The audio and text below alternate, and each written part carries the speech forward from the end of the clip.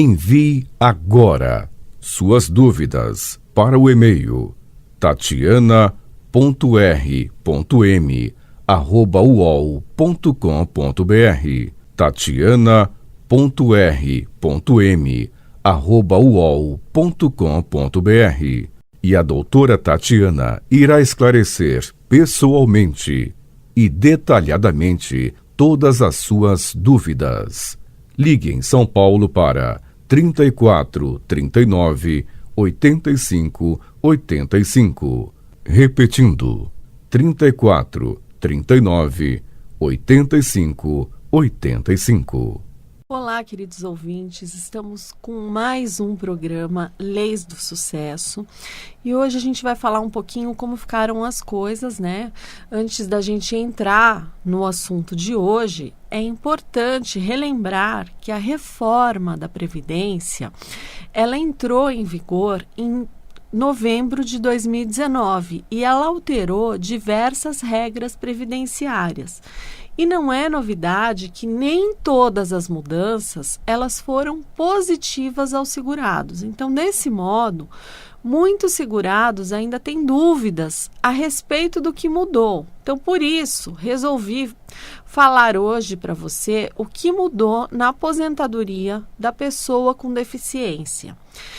Essa modalidade de aposentadoria, ela contempla os segurados com deficiência que contribuem para o regime geral da Previdência Social.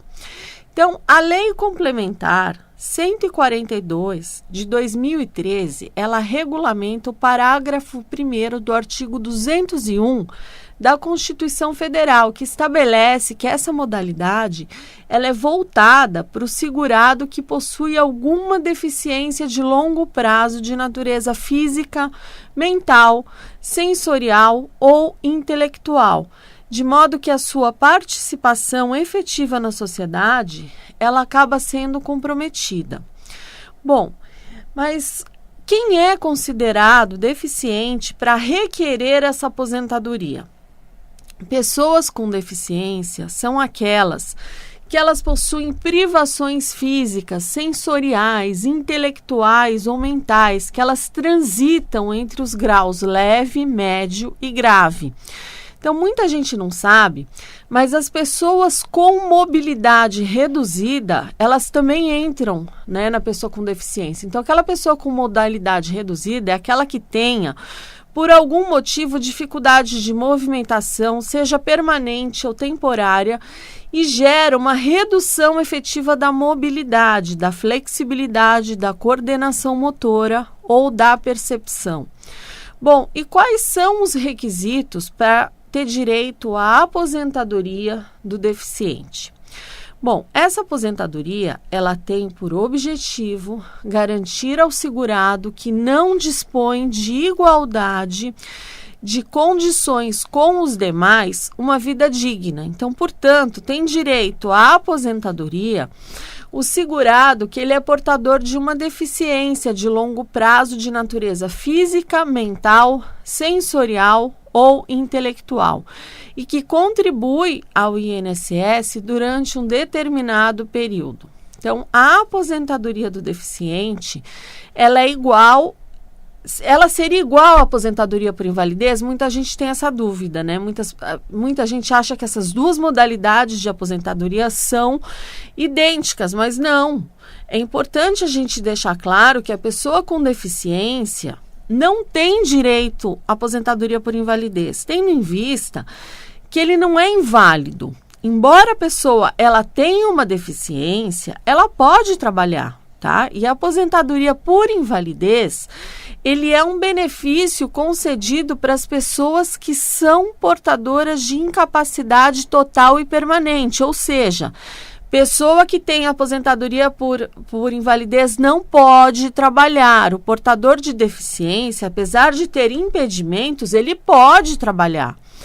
E ainda é preciso que o segurado tenha trabalhado e contribuído ao INSS na condição de segurado portador de deficiência para poder requerer a aposentadoria. Bom, a diferença é bem nítida, uma vez que a invalidez do segurado ela é adquirida durante a vida, o que impossibilita que ele continue trabalhando. Já no caso que se refere ao portador de deficiência, essa pessoa pode trabalhar. Claro que de acordo com as suas limitações, mas sim, a pessoa trabalha. E quais são os critérios para a concessão da aposentadoria do deficiente? Bom, a deficiência ela deve ser comprovada por laudos médicos e após criteriosa avaliação pelos peritos do INSS. Então, o segurado, ele passa por 2 perícias, sendo uma médica e outra com assistente social, que vai avaliar o grau da deficiência. A perícia do INSS vai determinar qual o grau de deficiência que o segurado se enquadra, se é uma deficiência de grau leve, moderada ou grave, tendo em vista que, a depender dessa informação, para saber o tempo de contribuição para o segurado se aposentar. Desse modo, fica evidente que quanto maior o grau, menor o tempo de contribuição que é exigido. Então, existem alguns tipos de deficiência física, que trata-se de uma deficiência de cunho físico e motor, que pode ocasionar uma paralisia dos membros ou um mau funcionamento dos membros.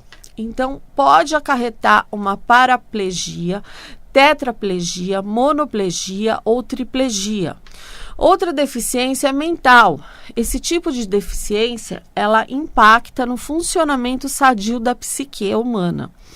E ela desencadeando doenças mentais. Então, havendo um comprometimento nas funções de compreensão e interação humana. E existe também a deficiência sensorial.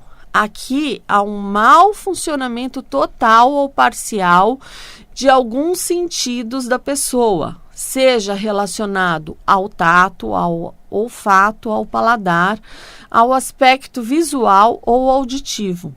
E a deficiência intelectual, que impacta diretamente na forma como as pessoas se comunicam e interagem com o meio externo, com uma evidente limitação nas funções de comunicação e interação, diferente do comprometimento que ocorre na deficiência mental.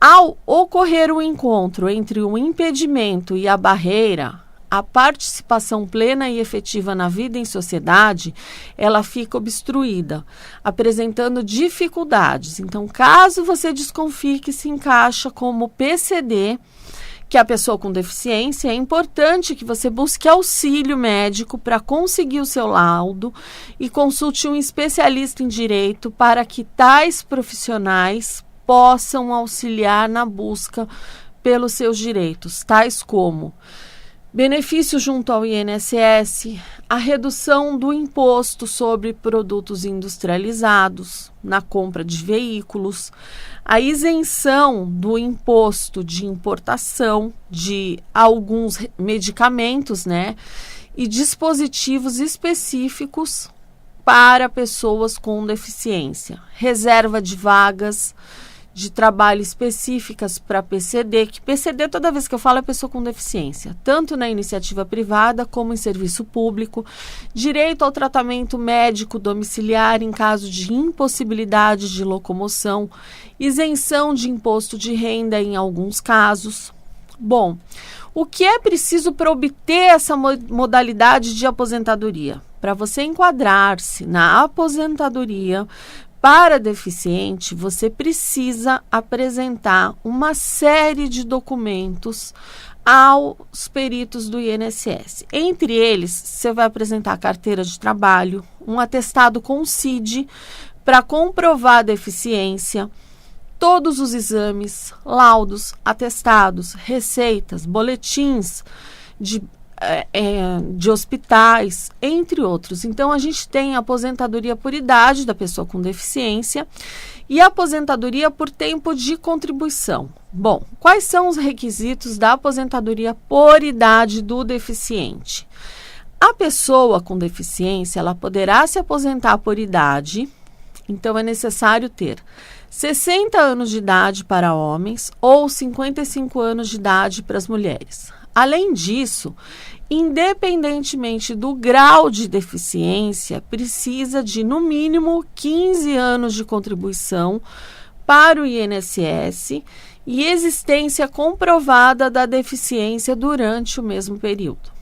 Bom, quais são os requisitos para aposentadoria por tempo de contribuição da pessoa com deficiência?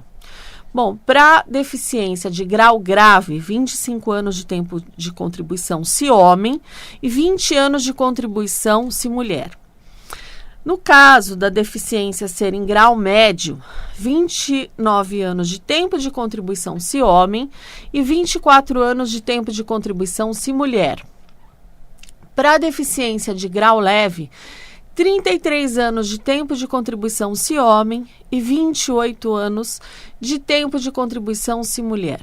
Bom, por ser pessoa com deficiência, preciso de alguém me ajudando nos atos da vida civil? Não. Alguém na condição de pessoa com deficiência possui o direito de exercer plenamente a sua capacidade legal em igualdade de condições com as demais pessoas, sem necessitar do auxílio de outra pessoa, pela sua condição. Contudo, caso você especificamente sinta a necessidade de algum auxílio, poderá ter curador para te ajudar nos atos civis, nas questões patrimoniais e de negócios. Mas, para isso, o pedido deverá ser feito na justiça. Sendo aceito, o juiz deverá apresentar as razões da necessidade da curadoria e deixará claro que é uma medida excepcional. Bom, agora que eu sei que eu sou PCD, pessoa com deficiência, como é que funcionam os benefícios? Bom, a pessoa com deficiência, ela possui as seguintes opções de direitos previdenciários. Aposentadoria para pessoa com deficiência por tempo de contribuição. Aposentadoria para pessoas com deficiência por idade. Ela possui também o benefício de prestação continuada, que é o BCP ou LOAS, como é conhecido, e o auxílio inclusão. Bom, a aposentadoria por idade e tempo de contribuição do deficiente, eu já expliquei. Agora a gente vai falar do benefício de prestação continuada, mais conhecido como BCP ou LOAS, Lei Orgânica de Assistência Social. Então, esse benefício, ele não deve ser confundido com a aposentadoria. Ele é um benefício assistencial que visa fornecer o valor de um salário mínimo mensal para pessoas com deficiência ou idosos com 65 anos ou mais que comprovem não possuírem meios de prover o próprio sustento nem de ter manutenção fornecida pela família. Então, nesse caso, as exigências para o benefício são a comprovação de deficiência ou idade, a comprovação de renda familiar mensal per capita igual ou menor que 1/4 de salário mínimo, que o beneficiário não possua qualquer outro benefício no âmbito da Seguridade Social ou de outro regime, somente assistência médica e pensão indenizatória. E exige que a pessoa seja inscrita no CAD único do governo, que é realizado no CRAS, da região do seu bairro, e precisa estar atualizado. Então, por ser um benefício assistencial, não exige contribuição ao INSS, é concedido às pessoas que não tenham tido contribuições para acessar as aposentadorias por idade e tempo de contribuição de PCD. Então, nesse caso, existem 2 aspectos negativos que você deve saber. Não há 13º salário e a pessoa que recebe o BCP ou LOAS não pode deixar como pensão para os seus dependentes ao falecer. E existe também o auxílio inclusão, que é um benefício relativamente novo. Então, você recebe o BCP? Se sim, você precisa conhecer esse auxílio inclusão, porque em outubro de 2021, o benefício chamado auxílio inclusão, ele passou a valer. E ele é um incentivo que busca a empregabilidade do PCD e pagará meio salário mínimo para pessoas que recebem o BCP e cumpram os seguintes requisitos: possuam deficiência de grau moderado ou grave, consigam um emprego com remuneração limitada a 2 salários mínimos, estejam devidamente cadastradas no CAD único e que esteja atualizada essa inscrição no CAD único, possuam CPF regularizado, recebam benefício de prestação continuada. Então, isso significa que o beneficiário receberá um novo salário do emprego que conseguiu. O benefício de prestação continuada e o auxílio inclusão. Bom, como é que funciona isso? Quando você consegue um emprego e você solicita o auxílio inclusão, o beneficiário autorizará a suspensão do BCP. Mas, então, você conseguiu um emprego, vai suspender o BCP, mas não se preocupe, porque se você vier perder o emprego, você volta a receber o BCP ou LOAS. A ideia do programa não é causar prejuízo, e sim permitir que o PCD possa exercer atividades remuneradas. Bom, a reforma previdenciária mudou alguma coisa na aposentadoria de PCD? Bom, a reforma em si, ela não trouxe grandes alterações nos benefícios para PCD. Mas, em 2020, o Decreto 10.410 buscou mudar a forma da conta previdenciária. Então, com a novidade, ocorre a redução financeira para a maioria dos beneficiários calculados pelo INSS. Então, assim, seguindo o decreto, existe alteração na base de cálculo da aposentadoria. Então, antes, a média considerava apenas os 80% maiores salários contributivos. Com a mudança, se consideraria 100% dos salários contributivos, ou seja, existe a lei que regulamenta e fornece o cálculo, considerando apenas os 80% maiores salários. E um decreto que fala que o cálculo passa a ser feito considerando 100% das contribuições. Então, um decreto, ele não pode mudar uma lei. Portanto, a gente tem muita discussão sobre esse tema no judiciário. Bom, eu tenho direito à aposentadoria de PCD. Como é que eu faço o cálculo? Existe a possibilidade de aposentadoria por idade e por tempo de contribuição. E ainda existe um desacordo entre a lei e um decreto sobre a forma de realizar o cálculo. Assim, a primeira orientação é de que, se possível, busque auxílio em um escritório com advogados especialistas que possam te repassar todas as informações possíveis. O cálculo, ele é sempre feito em etapas. No caso de aposentadoria PCD, primeiro será realizada a média aritmética entre os 80% maiores salários contributivos, entre julho de 94 até a data do seu pedido. O segundo passo é pegar o valor médio fornecido e multiplicar por 70%, né? Lembrando que o benefício acrescentará 1% na sua média por cada ano de contribuição realizado. Então, realizei a contribuição em mais de uma situação. Então, economia familiar, PCD, diversos graus comuns. Então, como é que eu faço para somar? Há várias possibilidades. Nesse caso, o que irá acontecer é uma conversão de um tempo de contribuição para outro. No caso de PCD, existem várias situações, como, por exemplo, aquelas em que a pessoa contribuiu por períodos sem ter qualquer condição de deficiência e depois passou a ser um PCD, sendo possível fazer a conversão do tempo comum em tempo qualificado de PCD. Situações em que a pessoa, por determinados períodos, tinha uma deficiência em um grau e a situação se agravou ou melhorou de maneira que, durante o período de contribuição, há diferentes graus de deficiência.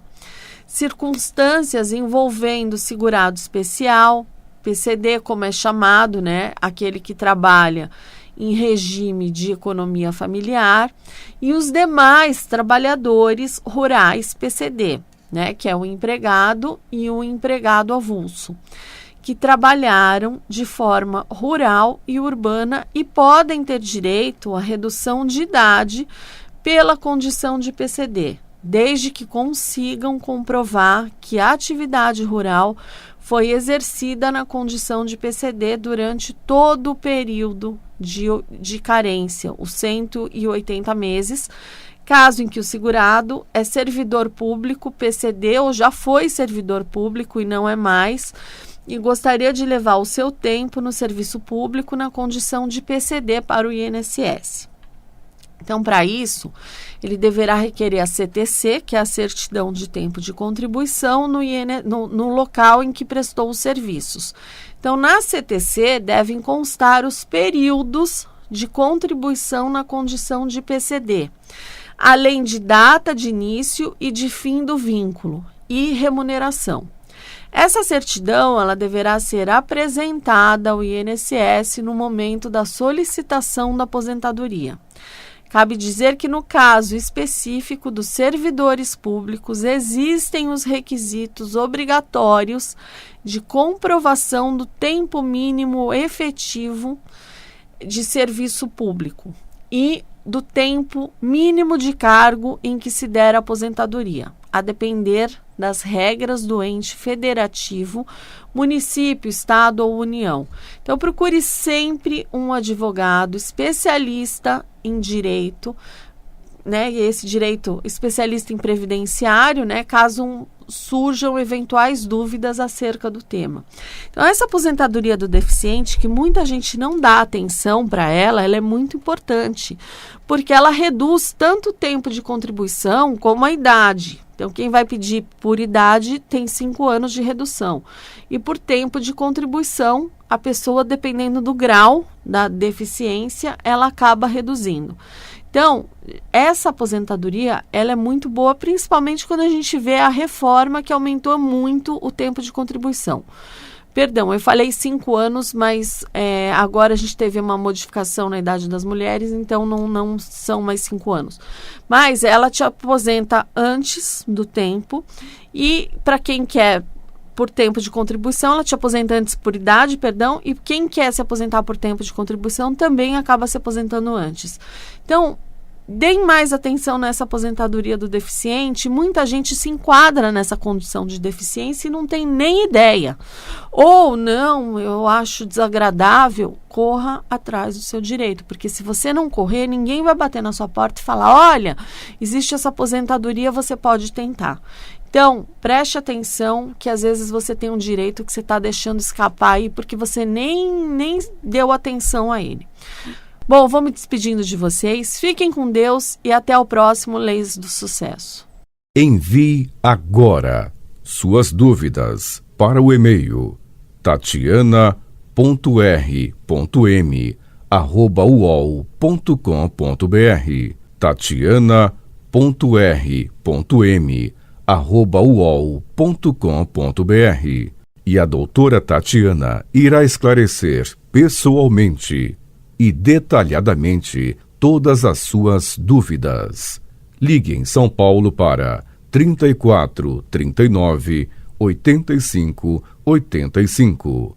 Repetindo, 34 39 85 85.